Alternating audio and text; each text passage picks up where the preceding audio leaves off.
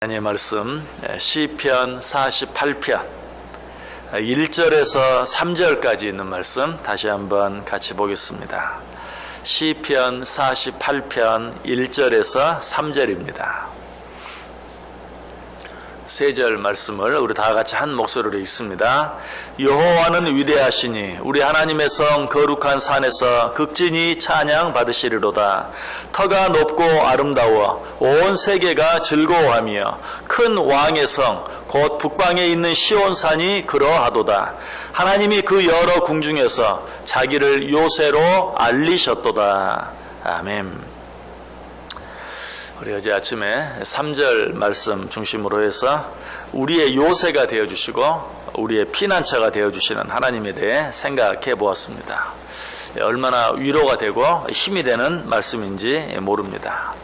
그런데 이 말씀 속에는 하나님이 우리의 요새가 되어주신다, 하나님이 우리의 피난처가 되어주신다라는 그 사실보다도 더 위로가 되고 더 힘이 되는 의미가 그 속에 숨어 있습니다. 어디에 그런 의미가 들어있는가? 3절 맨 끝에 있는 말씀, 알리셨도다 라는 말씀 속에 들어있어요. 자, 하나님께서 무엇을 알리셨습니까? 자기가 우리의 요새임을 알리셨어요.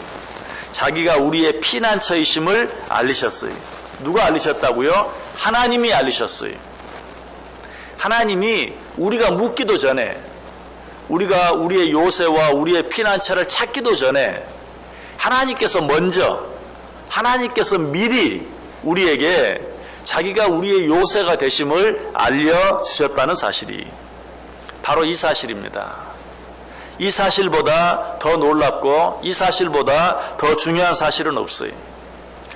사람들이 가끔 누구와 이야기하다가 이렇게 말하는 때가 있죠. 누가 물어봤어? 누가 물어봤냐고? 이렇게 말할 때가 있어요. 언제 그렇게 말하죠? 나는 전혀 관심이 없을 때, 나는 뭐 알고 싶지도 않고 듣고 싶지도 않은데 누가 무슨 얘기를 하면 누가 물어봤냐고 이렇게 말하는데, 지금 사실 하나님께서 그렇게 하고 계시는 것이, 우리는 관심도 없어요. 우리는 알지도 못해요. 그런데 하나님이 내가 너희들의 요새다, 내가 너희들의 피난처다. 실제로 예수님께서 이 땅에 오셨을 때 사람들이 그랬어요. 예수님께서 내가 곧 길이요 진리요 생명이다 라고 말했을 때 누가 물어봤냐고. 예수님이 오셨을 때 어때요? 아무도 알아보지 못했어요. 아무도 영접해 드리지 않았어요. 그러나 예수님께서 먼저 우리에게 찾아와 주시고 말씀해 주신 것이, 내가 너희의 길이요 진리요 생명이다. 나로 말미암지 않고는 아버지께로 올 자가 없다. 누가 아버지께로 가고 싶대? 사람들은 그렇게 말하는데도 예수님께서 먼저 말씀해 주셨죠. 지금 하나님께서도 마찬가지. 지금 사람들은 어때요? 마치 맹인과 같아서 자기들에게 무슨 문제가 있다는 사실조차도 몰라요. 뿐만 아니라 문제가 있다는 사실을 아는 자들도 어떤 세상의 어떤 사람이나 세상의 어떤 물건, 예를 들면 자기가 가진 지식이나 또 자기가 가진 어떤 권력이나 자기가 가지고 있는 어떤 물질이나 자기가 가지고 있는 어떤 건강, 그것 믿고 그것 의지하고 살지, 혹은 자기가 그런 것이 부족하다고 생각하면 그런 것들을 가진 어떤 사람을 의지하며 살지, 뭐 하나님을 의지하려고 하는, 진정한 어떤 우리의 요새나 진정한 우리의 피난처가 될 그런 존재를 찾고 있지 않았어요. 그런 인간들에게 하나님이 찾아오신 것이, 그리고 말해요. 네가 가진 지식, 물질, 건강, 권력, 그런 것들이 너의 진정한 요새가 되지 못한다. 네가 혹 믿고 살아가는 어떤 사람, 그 사람이 가진 권력이나 물질이나 어떤 지혜나 경험도 너에게 진정한 요새가 되지 못한다. 내가 너희들의 진정한 요새다. 내가 너희들의 진정한 피난처다 라고 말씀해 주시는 것이, 실제로 그렇죠. 우리가 가지고 있는 것들도 언제 우리와 상관없는 것이 될지 알 수가 없어요. 다른 사람이 가진 어떤 것, 내가 그래서 믿고 의지하고 있는 어떤 사람, 어떤 것, 그런 것들은 더 말할 필요도 없어요. 그 사실을 가장 확실히 알 수 있는 게 무엇입니까? 우리를 가장 사랑해주는 우리 육신의 부모라 할지라도 우리의 진정한 요새와 우리의 피난처가 되어주지 못해요. 혹시라도 그 부모가 병들면, 그래서 자기 몸도 제대로 어떻게 할 수 없는 때가 되면 어때요? 자녀들의 요새가 되어주기는커녕 자녀들의 짐이 될 수밖에 없어요.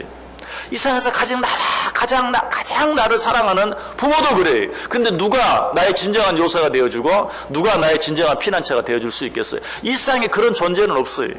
근데 사람들은 그걸 알지 못하고 어리석게 자기 자신을 믿고 살아가고 혹은 나보다 힘이 있는 어떤 다른 사람을 믿고 살아가는, 나를 요새로 나를 피난처로, 다른 사람을 나의 요새로 나의 피난처로 믿고 살아가는 그런 사람들에게 하나님께서 먼저 찾아와 주신 거예요.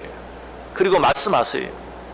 물어보지도 않았는데 내가 너희의 요새다 라고 우리에게 먼저 알려주셨다라고 이야기하고 있어요. 3절 다시 보세요. 하나님이 그 여러 궁중에서 자기를 요새로 알리셨도다. 여기서 여러 궁중에서라는 이 말은 우리가 이 말씀드렸죠. 시온산에는 여러 아름다운 궁궐들, 여러 튼튼한 성들이 많이 있었다. 그런데 말씀하시는 게 저런 것들이 너를 지켜주는 게 아니다. 저런 튼튼한 성들, 저런 아름다운 궁궐들이 너희를 지켜주는 게 아니다. 내가 너희들의 요새다 라고 하나님께서 먼저 말씀해 주셨다는 것이, 이 사실을 가장 잘 알 수 있는 것이 하나님이 야곱을 찾아가신 것이죠. 야곱이 형과 아버지를 속이고 장자의 그 특권을 빼앗아서 도망가고 있었죠. 그리고 광야에서 밤을 만나 돌을 베개 삼아 잠을 자고 있었어요. 얼마나 힘들고 얼마나 어렵고 얼마나 추웠겠어요. 생전 알지 못하는 땅, 하나님 땅을 향해 나아갈 때 얼마나 두려웠겠어요. 자, 그런데 이쯤 되면 야곱이 먼저 하나님을 찾아야죠. 하나님, 내가 잘못했습니다. 내가 욕심을 부려서 형과 아버지를 속이고 장자권을 빼앗아서 지금 죽지 않으려고 도망가고 있습니다. 이 광야에서 잠을 자는데 얼어 죽을 것 같습니다. 동물들이 나를 공격해서 찢어 죽일지도 모릅니다. 하나님에 가면 삼촌이 나를 반겨 맞아 줄지 잘 모르겠습니다. 너무 두렵습니다. 먼저 하나님을 찾아야죠. 야곱이 찾았습니까? 안 찾았어요. 전혀 찾지 않았어요. 그저 두려움에만 떨고 있었어요. 그때 누가? 하나님이 먼저 찾아와 주시잖아요. 야곱아, 야곱아. 하나님이 먼저 찾아와 주세요. 찾아와 주시기만 했습니까? 찾아와서 위로만 해주시는 것이 아니라 찾아와서 어때요? 축복까지 해주시죠. 내가 너로 말미암아, 내가 너희 자손들로 말미암아 번성하게 해주겠다. 내가 너와 함께 있어서 반드시 너로 하여금 이곳까지 다시 돌아오게 해주겠다 라고 하나님이 먼저 위로해 주시고 그리고 축복까지 해주시는, 이것이 바로 우리를 향한 하나님의 사랑이, 이것이 하나님이 우리를 사랑하시는 방법이, 오늘 그 사실을 이야기하고 있어요. 하나님께서 먼저 우리를 찾아와 주셔서 자기가 우리의 요새임을 알리셨다라고 이야기하고 있어요. 사도 바울이 이 하나님의 사랑을 잘 표현하고 있죠. 로마서 5장 6절에 우리가 아직 연약할 때에 기약대로 그리스도께서 경건하지 않은 자를 위하여 죽으셨도다. 경건하지 않은 자를 위하여, 우리가 아직 연약할 때에 경건하지 않은 자를, 무슨 말이에요? 하나님의 사랑을 받을 자격이 전혀 없는 자들을 위하여 그리스도께서 죽어주셨다. 로마서 5장 8절에도 우리가 아직 죄인 되었을 때에 그리스도께서 우리를 위하여 죽으심으로 하나님께서 우리에 대한 자기의 사랑을 확증하셨느니라. 우리가 아직 죄인이 하나님의 사랑을 받기에 합당한 존재들이 아니, 그럼에도 불구하고 하나님께서 우리를 먼저 사랑해 주셨다. 이 말씀을 오늘 본문에 적용해 보면 우리가 아직 연약할 때의 기약대로 하나님께서 경건하지 않은 자들의 요새가 되어 주셨도다. 또 우리가 아직 죄인 되었을 때에 하나님께서 우리를 위하여 우리의 요새가 되어 주셨도다. 우리가 아직 연약할 때에, 우리가 아직 죄인 되었을 때에 하나님께서 우리의 요새가, 하나님께서 먼저 우리의 요새가 되어 주셨다라는 그런 말씀입니다. 이 하나님의 사랑에 대해서 사도 요한이 잘 말씀해 주죠. 요한일서 4장 19절에서 우리가 사랑함은 그가 먼저 우리를 사랑하셨음이니라. 여러분, 하나님 사랑하십니까? 우리가 하나님을 사랑하는 이유가 뭐예요? 우리가 믿음이 좋아서? 천만의 말씀입니다. 하나님이 먼저 우리를 사랑해 주셨기 때문에 우리가 그만큼 사랑할 수 있는 것이, 물론 그 사랑도 하나님이 우리를 사랑하시는 그 사랑에 비하면 정말 감히 사랑한다고 말할 수조차 없죠. 그러나 그만큼이라도 우리가 하나님을 사랑할 수 있는 이유는 하나님이 먼저 나를 찾아와 주셨기 때문에. 우리는 누가 물어봤냐고 하면서 거들떠 보지도 않았는데도, 여전히 멀리 했는데도, 하나님께서 우리를 사랑하셔서 보내주신 예수 그리스도를 잡아 죽이기까지 했는데도 하나님은 여전히 우리를 사랑해 주셨다. 얼마나 놀라운 사실인지 몰라요. 요한복음 10장 28절 29절에서는 이렇게 말해요. 내가 그들에게 영생을 주노니 영원히 멸망하지 아니할 것이요 또 그들을 내 손에서 빼앗을 자가 없느니라. 그들을 주신 내 아버지는 만물보다 크심에 아무도 아버지 손에서 빼앗을 수 없느니라.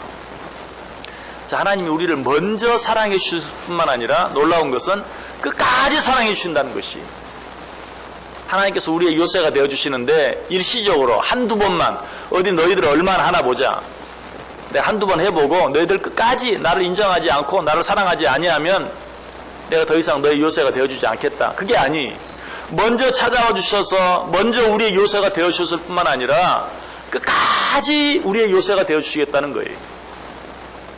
아까 말씀드렸죠. 우리 육신의 부모가 얼마나 자녀들을 사랑합니까?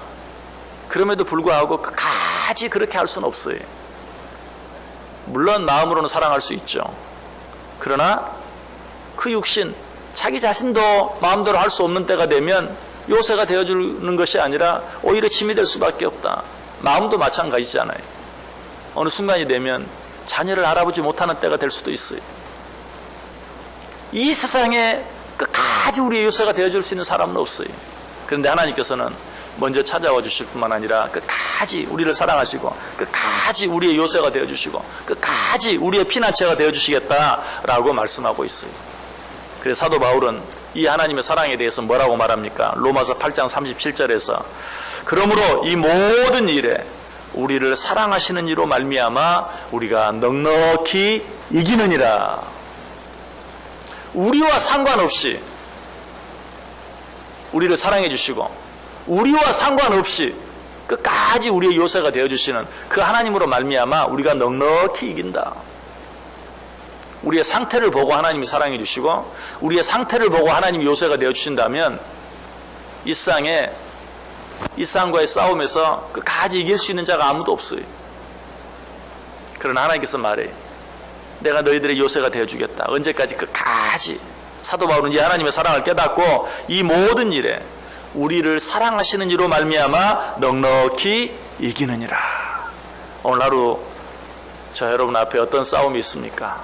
저와 여러분 앞에 어떤 문제가 있습니까? 두려워하지 마시길 바랍니다.